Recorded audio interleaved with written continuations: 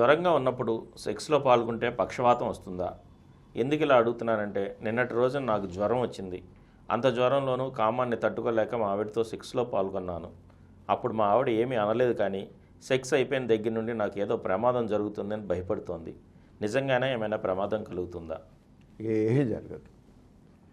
Sex జ్వరంగా ఉన్నప్పుడు సెక్స్లో నిరభ్యంతరంగా పాల్గొచ్చు. ఓపికంటే, కోరికుంటే, ఓపికంటే ఎటువంటి జంకు లేకుండా సెక్స్లో పాల్గొచ్చు. అయితే ఇద్దరికి అంగీకారం. కొంతమంది జ్వరంగా ఉంటే ఒప్పుకోరు చేయడానికి. భర్తకుంటే భార్య ఒప్పుకోదు, భార్య ఉంటే భర్త ఒప్పుకోడు.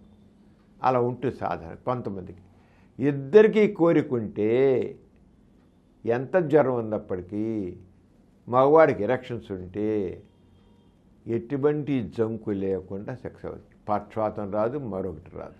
ఎలా వస్తుంది పక్షవాతం అంటే వేరే కారణాలు ఉన్నాయి, ఇది కారణం కాదు. ఇక్కడ వాళ్ళ ఆవిడ ఏమవుతుందంటే భయపడుతుందంటే అర్థం లేనమాట. అది ఏం తెలియక అనుకోవడం ఏం అవదు.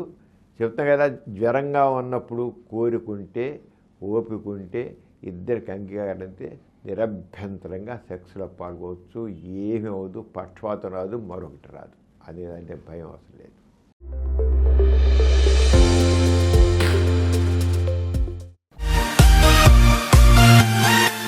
కార్యక్రమం మీకు ఎంతో నచ్చింది కదా?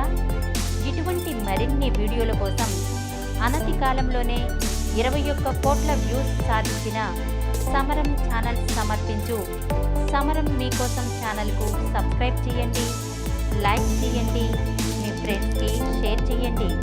అలాగే ప్రక్కనున్న గంట సింబల్ని ప్రెస్ చేయడం మర్చిపోకండి.